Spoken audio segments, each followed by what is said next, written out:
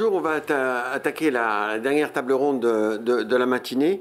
J'allais dire sûrement la plus importante, enfin peut-être la plus porteuse d'avenir, même si les deux précédentes étaient fondamentales et passionnantes. L'espace numérique en santé. 60 millions de Français connectés santé en 2022. Point d'interrogation.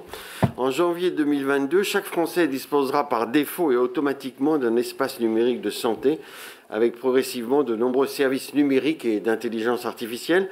60 millions d'espaces santé numérique devraient être créés donc au cours du premier semestre. C'est une véritable révolution numérique qui nous est annoncée. Comment tout ça va se mettre en place? Comment seront sélectionnées les applications retenues qui seront autant d'appâts pour faire venir les citoyens et les patients sur ce service numérique? Comment les patients et les professionnels s'approprieront ces nouveaux outils? Parce que ce n'est pas gagné a priori. C'est ce qu'on verra avec Pierre-Louis Belland, qui est président de Better Eyes, qui est un partenaire justement de l'espace numérique en santé. Better Eyes qui propose des outils numériques de surveillance et d'accompagnement des patients. Nicolas Homer, qui est médecin généraliste à Lermes, c'est en Haute-Garonne, et qui est président de la CPTS. Tout le monde sait ce que c'est qu'une CPTS maintenant, une communauté professionnelle territoriale de santé du sud toulousain. Dominique Pont, l'homme de la situation, délégué ministériel au numérique en santé, et Gérard Raymond, président de France Asso Santé, qu'on ne présente plus. Alors, l'espace numérique en santé qui a été rebaptisé Mon Espace Santé, pour bien montrer que c'est l'espace santé des patients, c'est un projet hyper ambitieux. Dominique Pont, qui en est à l'origine, qui l'a poussé, qui a obtenu des financements, enfin qui a créé une dynamique absolument extraordinaire autour de cette création, va nous en décrire les principes et les objectifs. Et puis après, on verra ensuite, avec les trois autres intervenants, on a cherché une femme, on ne l'a pas trouvée, donc excusez-nous, là, la parité n'est pas complètement respectée, même pas du tout. On verra si ça va marcher, tout simplement. Parce que, bon, évidemment, on va pas en parler, mais on a l'exemple du DMP qui a bloqué, on verra un moment pourquoi. Pourquoi d'abord, qu'est-ce que ça va être cet espace numérique en santé avant de voir comment il va marcher, dites-nous quels sont ses objectifs, comment c'est venu à votre idée de créer ce qui est tout à fait quand même novateur, révolutionnaire, etc.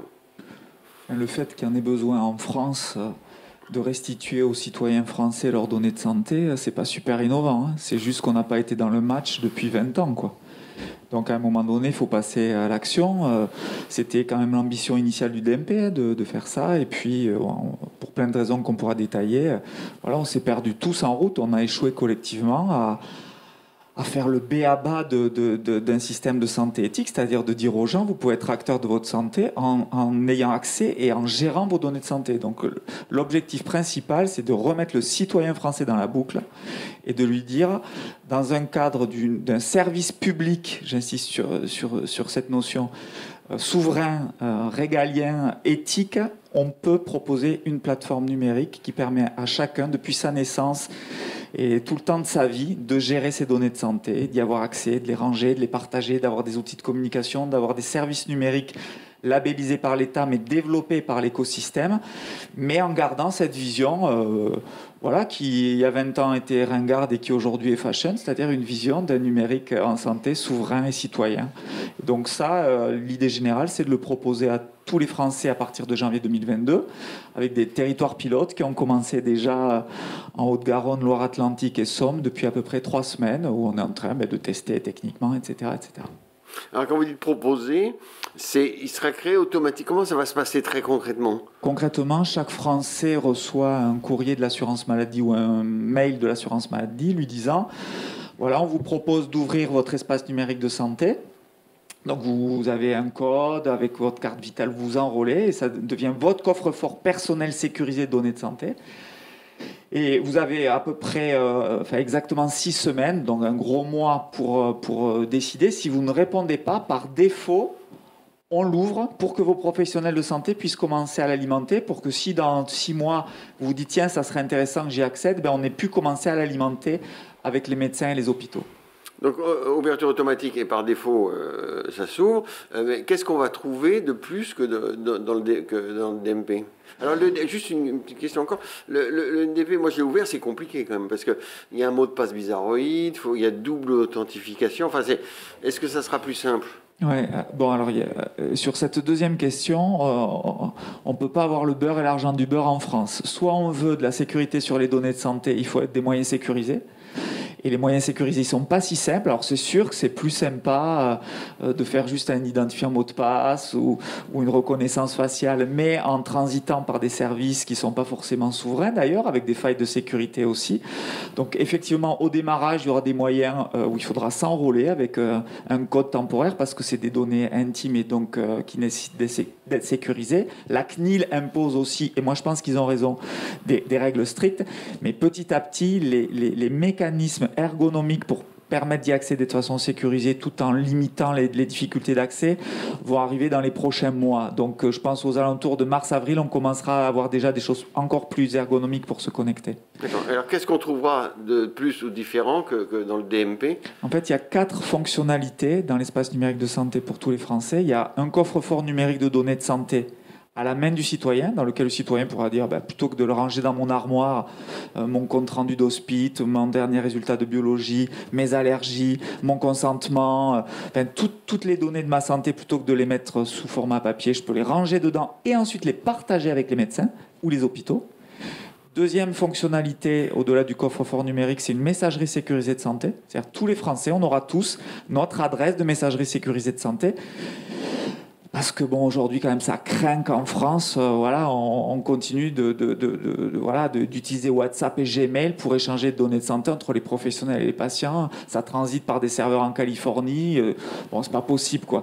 Donc là aujourd'hui, il y aura une vraie messagerie sécurisée de santé citoyenne qui permettra à tous les médecins qui sont équipés de messagerie sécurisée d'envoyer des données, de dialoguer avec un patient. Troisième fonctionnalité, un agenda santé dans lequel on pourra stocker ces événements santé, ces prises de rendez-vous, un rappel de vaccination, un examen de prévention à réaliser, une future mammographie, etc. Donc à la fois on pourra les ranger soi et puis ensuite connecter des applications, on en reparlera.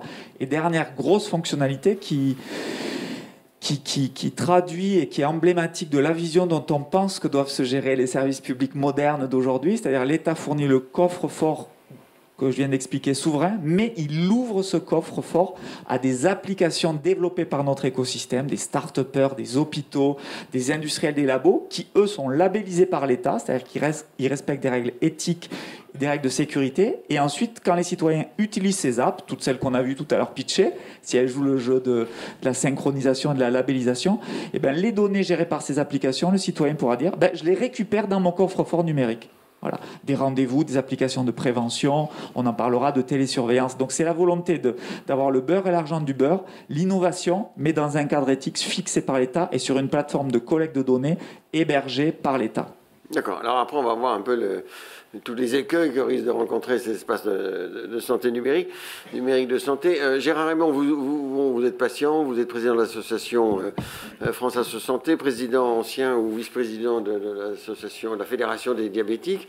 Vous avez été associé au développement, en tout cas à la conception. Qu'est-ce qui fait qu'aujourd'hui ça va marcher? On a essayé, et sur l'impulsion de Dominique Pont, de se donner toutes les chances pour que ça marche. Et en analysant, effectivement, il l'a vite résumé, pourquoi depuis 2004, le DMP, le P est plutôt perdu que partagé ou personnel. Tout simplement parce que ce qu'on a monté depuis 2004 dans le numérique en santé, c'était fait par des professionnels pour les professionnels. Et que les professionnels ne s'en sont pas servis. Donc oui, et que les professionnels ne s'en sont pas servis parce qu'ils ne voyaient pas franchement leur propre intérêt, Et qu'on avait oublié, malgré une loi du 4 mars 2002, on a oublié qu'il y avait des patients. Et que certainement, ça pouvait peut-être intéresser davantage les patients que les professionnels de santé. Ça pouvait améliorer leur propre santé, ça pouvait améliorer aussi la santé de l'ensemble de notre système.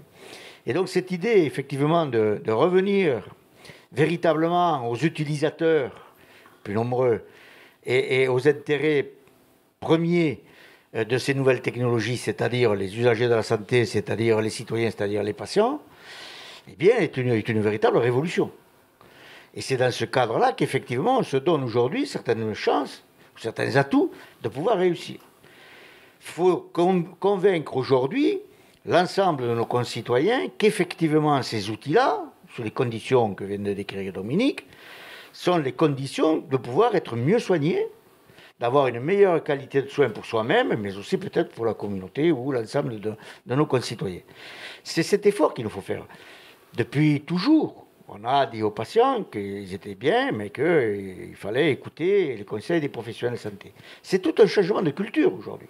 C'est responsabiliser l'ensemble des citoyens, et je trouve génial, et je regrette qu'une seule chose, c'est de ne pas l'avoir trouvé, c'est que l'espace numérique santé soit devenu mon espace santé. Ça veut bien dire ce que ça veut dire. C'est mon espace santé. J'y mets ce que je veux, y compris l'ensemble de tous les documents qu'on a décrit Dominique, et puis je les transmets ou je permets à qui je veux aussi d'aller les consulter. Et donc on voit bien cette responsabilité-là aujourd'hui, qui est une responsabilité citoyenne. Et on a bien vu ces derniers mois que combien la santé nous était importante, notre santé. Et donc, c'est certainement aujourd'hui un levier formidable de pouvoir convaincre l'ensemble des usagers de la santé, en commençant certainement par les patients chroniques, qui eux, et certaines pathologies, qui eux sont habitués effectivement à manipuler du numérique en santé et des logiciels, etc. En commençant par eux, pour évidemment engranger de la confiance dans ce nouveau système-là pour tous les citoyens. Et la confiance, ça ne se décrète pas, ça se gagne. Ça se gagne en faisant une explication vulgarisée pour que tout le monde comprenne l'intérêt. Ça se gagne par une transparence totale, effectivement, de ce qui est fait. De la participation, évidemment, de l'ensemble des acteurs, et pas simplement une participation dans le verbe ou dans la déclaration, mais véritablement dans l'action. Et ça, c'est extrêmement important. Et donc, c'est par ce biais-là que nous allons effectivement progresser et avancer. Mais pour la première fois, l'évolution et la révolution de notre système de santé passe par un acteur prioritaire et majeur, c'est-à-dire ce sont les patients, ce n'est pas les professionnels de santé. Et donc, on va bien voir comment ça va marcher. Enfin, nous, effectivement, avec toutes les critiques et la vigilance que nous pouvons porter, y compris sur la sécurité des données de santé, y compris sur bien d'autres sujets, nous sommes évidemment favorables à cette évolution-là parce qu'elle représente pour demain, dès aujourd'hui, une amélioration de la qualité de nos propres soins, mais nous en sommes persuadés aussi une grande transformation, on va dire révolution, de notre système de santé. Et vous avez sondé vos associations dans votre fédération? Est-ce qu'ils sont comme un seul homme, ils disent c'est formidable? On voit déjà fleurir les données de santé qui vont être... Non, le débat fait rage, bien entendu. Ah bon. Bien entendu, le débat fait rage, mais tous, et tout ce qu'on a pu faire jusqu'à aujourd'hui, tout le monde montre une appétence à ces nouvelles technologies, notamment ceux qui sont évidemment malades. Il y a une vraie appétence pour ces nouvelles technologies. Parce qu'on voit bien qu'effectivement, là, on ouvre un nouveau champ, un nouveau siècle de l'organisation de notre système de santé, fondé sur la solidarité, la qualité, la participation, la transparence. Ça, c'est important. Et évidemment, la sécurité. Mais forcément, nous sommes là, nous aussi, pour être vigilants. Et on ne peut pas faire tout et n'importe quoi en notre nom, y compris d'ailleurs sur le traitement des données de santé. Et donc, on voit bien, ça fait débat. Donc, certains penchent davantage pour être plus tolérants et avancés, on verra. D'autres disent non, mais il faut bien d'abord marquer les règles, particulièrement sur la sécurité des données de santé, avec parfois quelques représentations qui sont les leurs. Donc, certains sont plus dans le plaidoyer, d'autres sont plus dans la co-construction. Mais on voit bien quand même, généralement, l'appétence des associations de malades et de leurs représentants et des citoyens à l'évolution de ce système de santé. D'accord, enfin le débat fait rage. Ah oui, bon. C'est sérieux. C'est bien, en tout cas ça veut dire que tout le monde s'y intéresse. Paul-Louis Belland, vous êtes président de Better Age, je l'ai dit. Alors vous êtes partenaire de l'espace numérique en santé. Vous proposez des outils numériques de surveillance et d'accompagnement des patients. Alors vous êtes là, non pas pour parler Better Eyes, mais parce que d'avoir mon espace de santé. Mon espace santé, ça va être, il y aura une boutique en fait sur laquelle on va trouver dans cette boutique plein d'applications, un peu comme l'App Store d'Apple, et plein d'applications. Et ça va être d'autant d'intérêt pour le patient d'aller voir est-ce que cela m'intéresse ou m'intéresse pas, etc. Alors, vous allez travailler à la méthode pour sélectionner ces applications. Donc, comment ça va se passer? Quel type d'applications vont être autorisées? Quel genre de service ça va pouvoir résoudre? Merci. Alors, effectivement, je vais parler vite parce que sinon je ne vais pas finir la conférence, mais moi, je pense déjà, juste pour recadrer... Vous n'avez pas le Covid, non? Rassurez-nous. Non, c'est juste vous avez fait un PC. Non, vous avez parce que même vacciné, maintenant, on peut attraper le Covid. Tout va bien, je vous rassure. Non, pour resituer un peu les choses, c'est qu'on parle souvent de l'espace numérique en santé comme étant cette application. Donc on la compare tout de suite au DMP en disant que c'est une application qui autrefois n'a pas marché. Pourquoi elle marcherait aujourd'hui? Je pense que ce dont il faut se rendre compte, c'est que le travail autour de l'espace numérique en santé, il a commencé il y a je ne sais combien d'années. L'application Mon Espace Santé, c'est juste le drapeau sur le toit de la cabane qui est sur la face émergée de l'iceberg. Le travail qui a été fait, et pour le remercier, par Dominique, par la délégation du numérique en santé, a été incroyable en ce sens-là, qui nous a permis de jouer, nous tous les acteurs du numérique en santé, collectif. Et collectif au service de la data. L'espace numérique en santé, ce n'est pas une application, c'est la capacité de chaque citoyen français d'avoir accès à sa data de santé. Et cette notion, elle est primordiale, elle est centrale.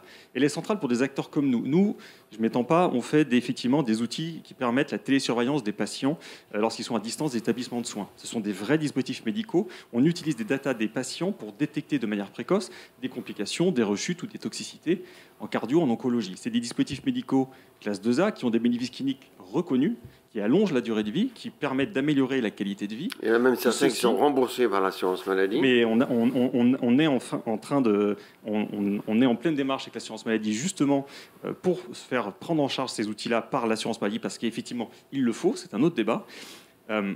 Pour ce faire, on a besoin de données, on a besoin de data fiables, structurées, qui viennent de chaque patient. Jusqu'à maintenant, le numérique en santé, c'était un peu la cour d'école où chacun des acteurs sortait son service dans un coin, allait se brancher avec 2-3 hôpitaux dans sa région, disait qu'ils avaient 1000 patients, 2000 patients suivis, et aucun effet d'échelle, aucune montée en gamme de l'ensemble de l'univers du numérique en santé. Mais qu'est-ce que ça va changer pour qu'on comprenne bien? Vous serez sur le... Comme disait Dominique, aujourd'hui, tous les établissements, tous les acteurs du numérique en santé sont obligés de rendre aux citoyens accès et pouvoir sur sa data d'une manière centralisée. Ce qui veut dire que si nos services sont référencés au sein de l'espace numérique en santé, on aura accès, si l'utilisateur le veut, si le patient le veut, à l'ensemble des données de santé qui auront été récoltées dans le parcours de soins ou via une app tierce. C'est un changement incroyable. On peut avoir accès, si le patient le souhaite, avoir accès à toutes les données de santé du patient pour mieux le soigner. Et c'est fondamental. Oui, mais c'est-à-dire qu'un opérateur, que je comprenne bien, un opérateur privé aura accès à toutes les données du patient. Non, si le patient le désire, le patient garde le contrôle de ses données de santé. Oui. C'est ça la grande différence. Mais par exemple, poursuivre mon diabète à distance ou une récidive d'un cancer quelconque, vous n'avez pas besoin d'avoir accès à toutes mes données de santé, mais simplement celles que je vais mettre, est-ce que je tousse. Mais je vais vous dire très précisément. Donc moi, j'ai pas envie que vous sachiez que. Mais en plus, ça m'intéresse pas. Mais si moi je vous suis pour un cancer, important. Par exemple, je vais vous dire, je vais avoir besoin de telles données, de telles données, de telles données. Ça m'intéresse dans quel cadre. Et vous allez accepter ou pas. Mais le fait que vous ayez la capacité de me les transmettre, c'est un changement de paradigme qui est juste dingue. Quand on a commencé à échanger ensemble avec Dominique il y a 5 ans, on avait fait des conférences ensemble où des gens, des autorités de santé en France nous disaient « le patient français n'est pas suffisamment sachant pour avoir accès à sa donnée de santé ». En 5 ans, le chemin parcouru est énorme. Aujourd'hui, chaque patient, au 1er janvier 2022, va avoir accès à ses datas de santé et ces datas peuvent être utilisées, mais c'est noble, au bénéfice de sa santé par des acteurs effectivement qui ont été référencés par l'État pour prendre soin de la santé des patients grâce au numérique. Et voilà, Dominique, après on passera au professionnel de santé qui est peut-être le nœud gordien de l'affaire, mais c'est quoi ces données? Parce que quelles sont les données de santé concrètement qui vont être mises dans toutes la consultation chez le médecin généraliste, la radio, l'hospitalisation, le délirium très mince, la bouffée délirante aiguë. En matière de numérique, pour y être depuis 20 ans, les mains dans le cambouis du réel, notre syndrome et notre névrose française, c'est de naviguer entre le fantasme et la frustration en la matière. C'est-à-dire, on fantasme sur des trucs fantastiques et puis on n'est pas capable de faire 3 trucs simples. Là, ce qu'on essaye de faire, très humblement, c'est d'y aller petit pas par petit pas, mais avec des petits pas très rapides. Et donc, les premières données de santé qu'on va collecter, grâce à un programme qui est historique, on va mettre 2 milliards quand même, c'est jamais arrivé en France, pour que dans un plan à 3 ans, on puisse modifier tous les logiciels de tous les médecins de France, de tous les hôpitaux, de tous les radiologues, de tous les biologistes, de toutes les EHPAD. Enfin, vous imaginez le chantier titanesque. Et c'est quand même dommage qu'à la base, on n'ait pas cadré le sujet. Donc là, on est obligé maintenant de revenir en arrière et de faire tout modifier pour avoir une norme commune. Vous donnez 2 milliards et 3 ans pour faire ça. Exactement. En travaillant non pas avec industriels professionnels de santé, on dit l'État... En travaillant plus avec les éditeurs... D'une part avec les éditeurs, pour avoir un rapport direct, et si historique aussi, on a trouvé un moyen juridique. Je vous passe tous les détails, mais en gros, pour que l'État contractualise avec les industriels du secteur, ceux qui équipent les médecins, les hôpitaux de logiciels, en leur disant maintenant, tu n'as plus le choix, tu respectes la norme de l'État et on vérifie en te labellisant que tu es capable, par un canal sécurisé, d'envoyer les données de santé de ton hôpital, de l'hôpital que tu équipes ou du médecin ou du biologiste que tu équipes, vers l'espace numérique de santé. Et humblement, très humblement, moi je préférerais vous annoncer des trucs d'intelligence artificielle 18.0, mais là on va déjà dire, bon, tu commences déjà hôpital à envoyer le compte rendu d'hospice, ton ordonnance de sortie, radiologue, première année, tu envoies les comptes rendus d'imagerie. L'année prochaine, tu commenceras à envoyer des pointeurs sur les images. Médecin généraliste, tu pousses déjà les ordonnances, les courriers, les certificats. Biologiste, tu pousses des données de biologie. Eux, d'entrée, on va fixer un cap un peu plus structuré d'entrée parce qu'ils ont la maturité informatique de le faire. Et de dire, on franchit ça collectivement. On commence à enregistrer des succès en France de partage sécurisé de données de santé. Et ensuite, humblement, toujours sans fantasme, on dit, allez, collectivement, on franchit une étape de structuration des données de santé un peu supérieure. Et moi, je crois beaucoup au jeu collectif. Ça veut dire, attendez, parce que ça veut dire qu'au départ, ces données de santé, les résultats d'examen, etc., ça sera dans le désordre ou structuré, en fait, ça veut dire quoi? En fait, le principe au démarrage, c'était de travailler d'abord avec les gens eux-mêmes, avec les citoyens. C'est pas les professionnels de la profession qui ont dit ouais, je pense que le citoyen pense que on a demandé aux gens, mais vous, si vous deviez ranger, que ça soit compréhensible pour vous les données de santé, ça marcherait comment? Ils nous ont dit il faut pas plus de 5 ou 6 catégories de rangement de classement. Comme dans notre classeur, il n'y a pas 18 ou 36 intercalaires. Et donc ils nous ont dit voilà, il y aura les courriers d'un côté, la biologie, on comprend, on peut la différencier des autres examens. Bon, donc eux-mêmes ils ont décrit les catégories et donc on a mis ce système en place en disant maintenant un hôpital qui pousse un compte rendu d'hospitalisation, ça va se ranger dans mon espace santé dans telle catégorie pour que le français il comprenne en gros ce que ça représente et que ça ne soit pas abscon. Alors à terme, tout ça sera automatique à partir de l'hôpital, du laboratoire, du médecin libéral. Ça sera automatique. Donc il mettra dans son logiciel métier et ça partira directement dans le... Voilà, et les médecins, bon, Nicolas en parlera tout à l'heure, l'enjeu c'est de ne pas leur faire perdre du temps avec 25 clics. Et donc c'est pour ça qu'en travaillant en direct, l'État, en labellisant les logiciels, on veut trouver les systèmes les plus ergonomiques et les plus automatiques possibles. Et effectivement, au 1er janvier 2022, on aura, ça va démarrer avec une plateforme qui ne sera pas encore alimentée, puisqu'il faut à peu près compter 2 ans pour qu'on ait modifié tous les logiciels de France. Mais le citoyen pourra déjà commencer à mettre ses données dedans. D'accord. Voilà, et c'est cette vision progressive, étape par étape, qu'on construit. Et les historiques de remboursement Oui, ça y sera dès le début, ça. Pardon? Ça y sera dès le départ, puisque c'est des données de l'assurance maladie, on les a déjà. Il restera en tant que DMP ou le DMP va disparaître, il va être... En fait, moi, ce que je pense du DMP, pour tout vous dire, il a été lancé en 2004 par Philippe Douste-Blazy depuis ma clinique quand j'étais directeur informatique. Je me souviens, voilà, c'est un truc assez net. Et je me rappelle que j'avais dit à Philippe Douste-Blazy, l'idée de départ de construire un truc citoyen, c'est super, mais comment vous allez faire pour modifier tous les logiciels de France pour qu'ils soient compatibles? Et là, à l'époque, il n'y avait pas encore de solution. Et donc, il y avait des médecins qui n'avaient pas de logiciel. Il y avait des médecins qui n'avaient pas de logiciel. Et puis, les logiciels, il n'y avait pas de cadre fixé par l'État. Les racines du mal, c'est que l'État ne s'était pas saisi de façon assez volontariste de ce sujet. Donc, Évidemment, il va falloir du temps. Enfin, vous imaginez, on est en France, on aura droit au scepticisme français, au défaitisme, à l'autoflagellation, à tous nos trucs qu'on connaît en France. Bon, ok. Des manifs, mais d'un autre côté, je vous le prédis, vous verrez que dans 2 ans, on se dira, tiens, les courbes de partage des données de santé en France par des canaux sécurisés, souverains et qui ne passent pas par Google, ça... spectaculairement, ça s'est amélioré. Tout le monde aura oublié que c'est 5 ans de main dans le cambouis d'un travail. Mais en tout cas, vous verrez qu'on va basculer. Tout ne sera pas résolu, ça ne sera pas parfait, mais on aura franchi un cap collectif. Ça, j'en suis convaincu. D'accord. Alors, juste pour revenir sur les partenaires, très rapidement, vous travaillez sur le cahier des charges pour être partenaire. Donc là, il y a une trentaine qui travaillent là-dessus, qui seront mis. Qu'est-ce qu'il faudra pour être partenaire ? Alors là, qu'est-ce qu'il faudra, qu'est-ce qu'il ne faudra pas ? Il y a une sélection de 30 industriels effectivement assez variés sur le secteur qui permettent d'échanger avec les équipes du ministère, la délégation de l'ANS pour mettre en place ce système-là d'un point de vue technique. Enfin, il y a beaucoup de travail d'un point de vue technique pour faire en sorte justement que tout s'interconnecte, etc. Et effectivement, il y a un deuxième chantier en parallèle qui est quel référencement pour ces solutions-là. Et donc, il y a beaucoup de critères qui ont été mis en place, et principalement des critères qui tournent autour de la sécurité des données, autour de la sécurité du traitement des données, également des critères d'éthique, des critères sur les dispositifs médicaux, etc. etc. L'État doit jouer son rôle, il doit assurer les citoyens que les services qui sont référencés, qui sont labellisés par l'État dans mon espace santé sont sûrs pour être utilisés sans problème. D'accord. Doctolib fera partie à votre avis ? Tous les industriels qui jouent le jeu du collectif français et du bien commun seront les bienvenus dans le cadre du référencement, Doctolib comme les autres. D'accord. C'est vrai que ça servira d'attrait pour l'espace santé, qui a plein de possibilités de connaître telle ou telle application qui peut m'aider. Oui, mais il faut que l'industriel joue le jeu du collectif. C'est-à-dire il faut que son application, si elle veut être référencée, au-delà de respecter des critères éthiques et de sécurité, elle doit aussi permettre aux citoyens de pouvoir, de l'application, récupérer des données de santé pour les mettre dans son espace.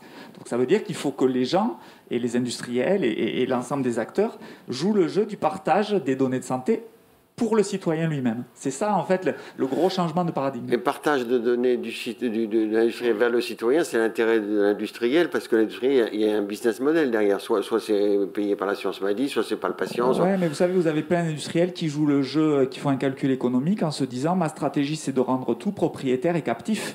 Là, on change la donne. On dit non, si tu veux être référencé par l'État, tu joues le jeu du partage des données avec les citoyens. D'accord. Nicolas Maire, donc vous êtes médecin. Vous êtes impliqué dans mon espace, l'espace numérique santé.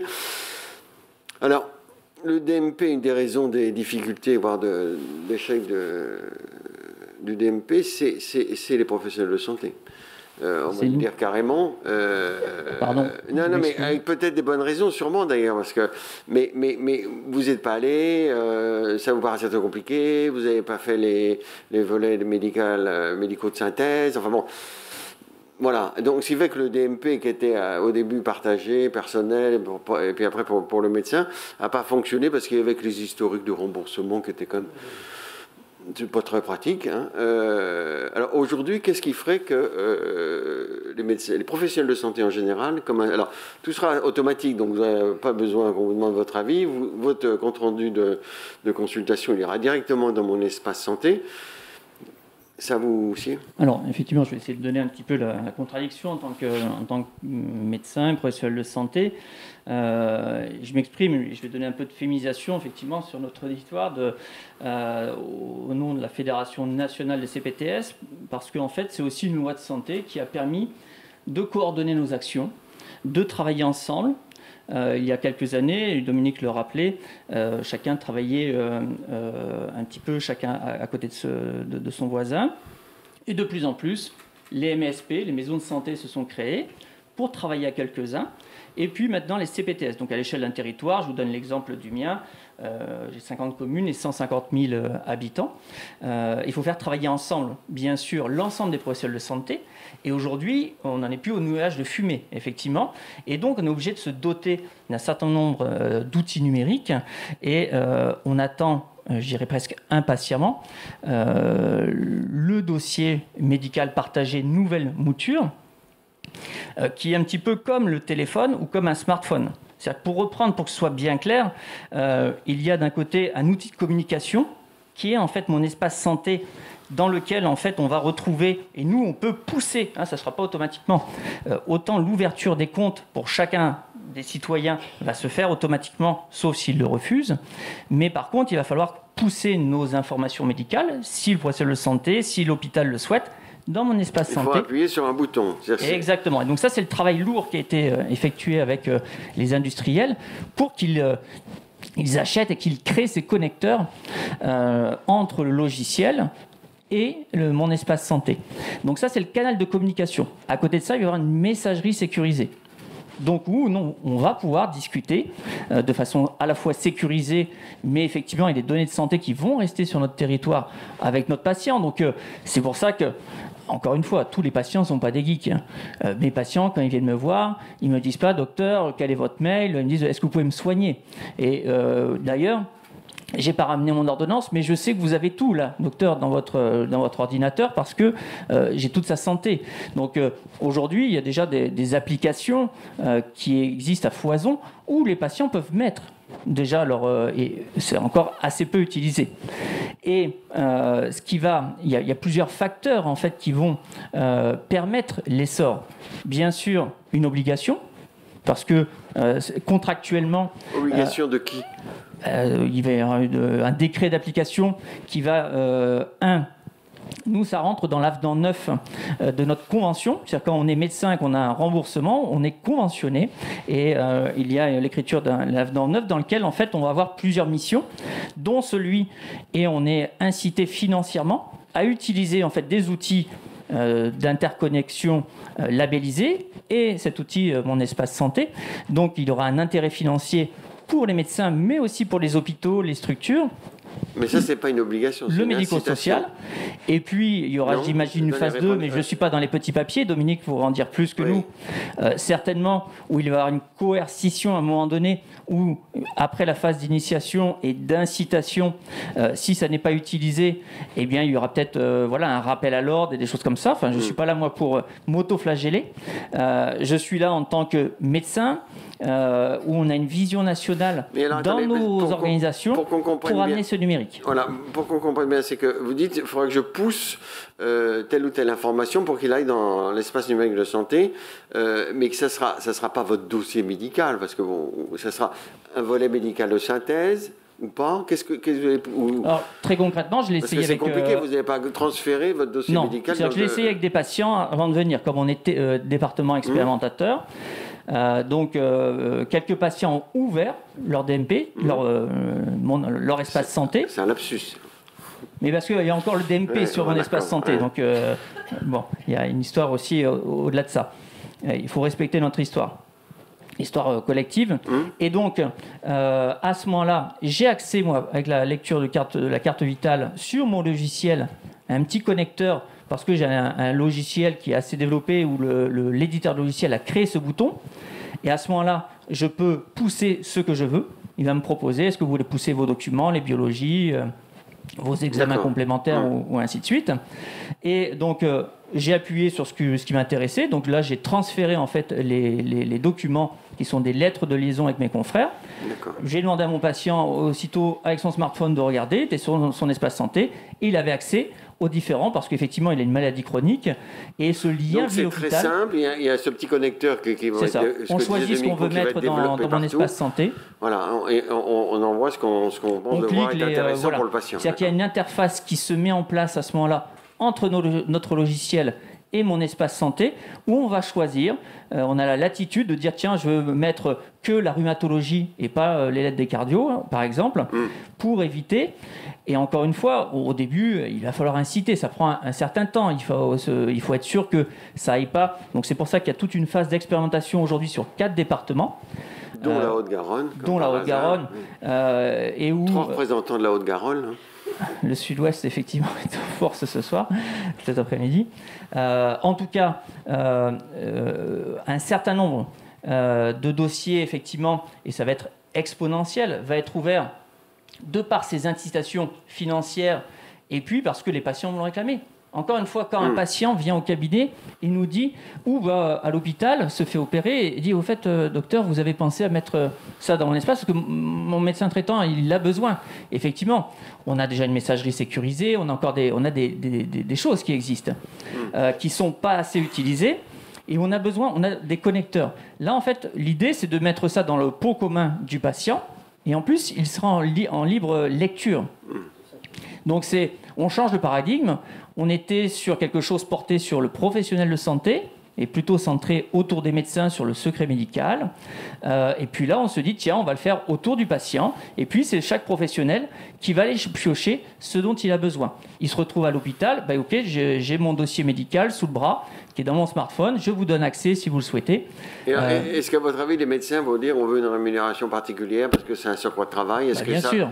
Ça, on a nos syndicats pour s'en occuper. Est-ce que ça risque d'être un frein? On va voir. C'est évident que ça ne va pas se faire du jour au lendemain. Tout le monde... Alors, on a à peu près 90% aujourd'hui du corps médical qui est quand même informatisé en l'utilisant, qui n'utilise pas que la télétransmission. Combien vous dites de pourcents qui utilisent? On a à peu près 90% qui disent voilà, on utilise, mais ça veut dire qu'il y a quand même 10% qui effectivement n'utilisent pas de logiciel, c'est compliqué. Bon, on a une pyramide des âges qui s'inverse, on a une grande féminisation de notre profession et qui amène aussi ces nouveaux outils et ces nouveaux usages. Et ça, je crois qu'il faut vraiment pas l'oublier. Et on a ces nouveaux modes organisationnels où, je le dis devant notre directeur d'ARS d'Aquitaine. La Haute-Garonne, c'est dans la Nouvelle-Aquitaine? Non. Mais c'est collègue en tout cas de l'Occitanie, où en fait il y a une vérification. C'est-à-dire que pour nos modes d'organisation actuels de CPTS, les ARS vont accréditer, c'est labellisé, au bout d'un parcours extrêmement long, et là-dedans, que ce soit MSP ou CPTS, on doit se doter d'outils tels que cela. Donc ça veut dire qu'aujourd'hui, on a à peu près la moitié du territoire français qui est couvert par des CPTS qui doivent se doter de tel outil. Et il y a un certain nombre et on a des financements, pas individuels, on a des financements collectifs. Je vous donne un exemple. Cet été, j'ai demandé une rallonge parce que c'est la CPM qui nous finance, c'est pas l'ARS.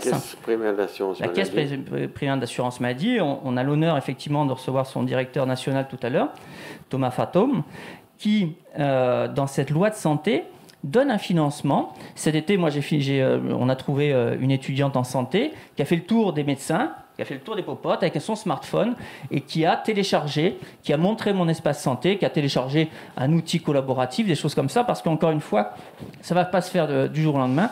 L'aide au changement, c'est indispensable et il y a besoin d'une rémunération. Donc si ce n'est pas donné au médecin, ça va être donné à quelqu'un qui va aider ce médecin à se former. Dominique, à partir de l'hôpital, ça sera la même chose? Il y aura des connecteurs, il suffira d'appuyer un bouton, ou il y aura une obligation un peu plus ferme? Alors, il y a un temps de carotte et il y aura un temps de bâton. Je préfère le dire d'emblée. Combien dure le premier, combien dure le second?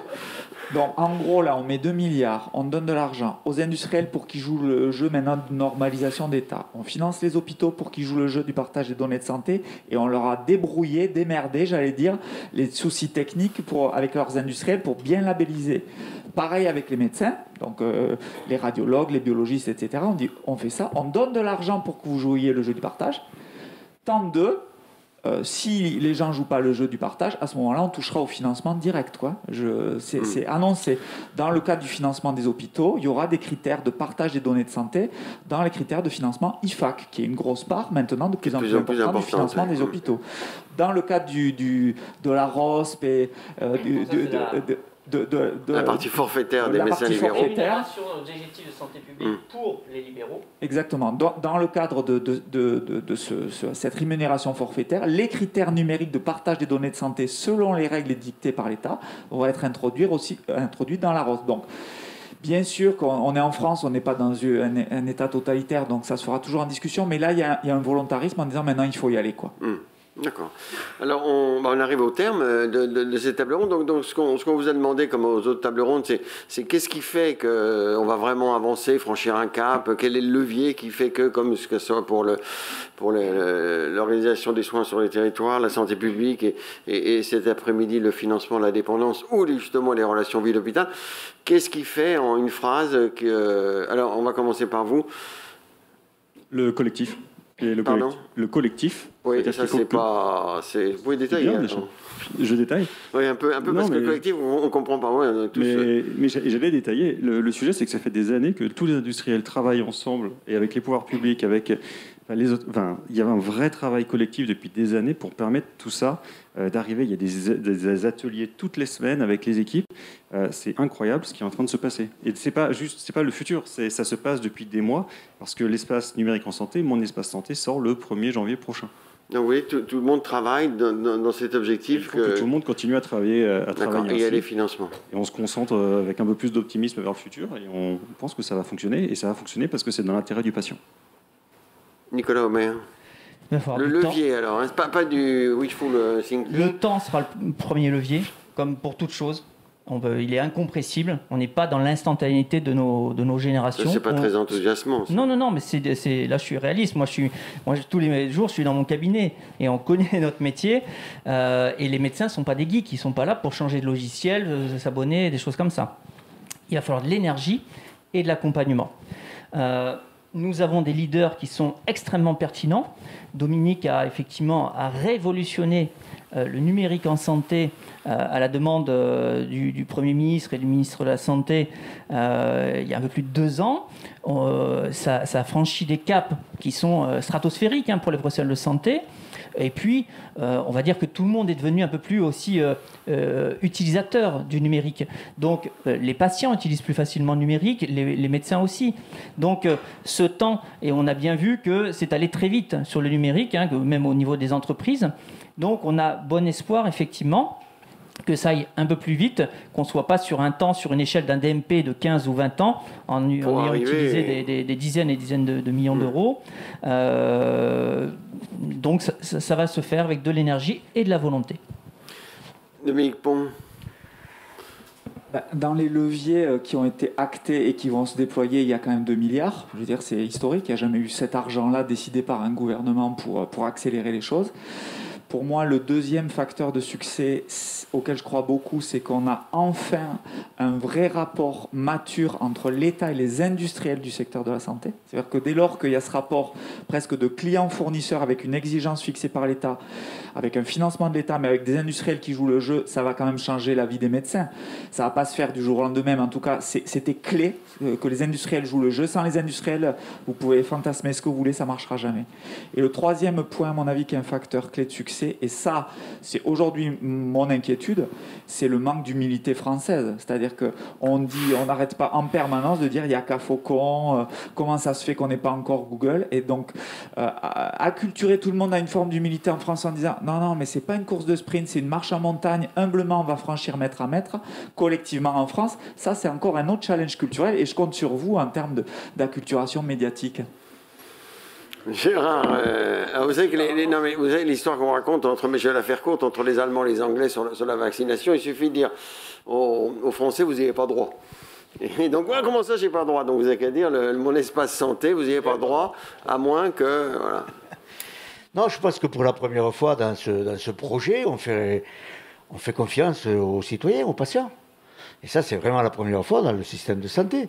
Donc, c'est une véritable révolution à ce niveau-là. Et ensuite, participation, vulgarisation des résultats. Je crois qu'il ne faudra pas hésiter régulièrement à communiquer sur les résultats, les expérimentations qu'on va mener sur ces 4 départements, de dire ce qui marche pas, et de faire participer effectivement l'ensemble des acteurs pour améliorer. Je crois que c'est comme cela qu'on va progresser. Et Dominique a raison, on ne va pas atteindre tout de suite les Mais Gérard Raymond, l'enjeu est énorme, en effet, parce qu'il y a des sommes investies, il y a des mobilisations, etc. Quelle est alors on va inverser, il y a le facteur clé et la difficulté principale à contourner ou à vaincre? Alors, la difficulté principale, me semble-t-il, aujourd'hui, c'est de gagner la confiance des gens. C'est effectivement, on voit bien, voilà, l'actualité aujourd'hui, c'est de gagner la confiance des gens. Et la confiance et la transparence. Et la confiance, voilà, il faut qu'il y ait de la transparence, il faut qu'il y ait de l'explication. Évidemment, on aura des oppositions, on les a déjà. Eh bien, on continuera à travailler, mais surtout par la démonstration que c'est un avantage pour soi-même. Comme pour le vaccin, en fait. Comme pour le vaccin, on voit finalement que ça marche. Ou autre, mais on peut très bien démontrer à une personne atteinte d'une pathologie chronique que si elle ne transmet pas ses données de santé et son suivi médical à l'équipe qui est autour d'elle, eh bien, elle sera moins bien soignée que celle qui le fait. Donc peut-être on pourra comparer et expliquer aux gens.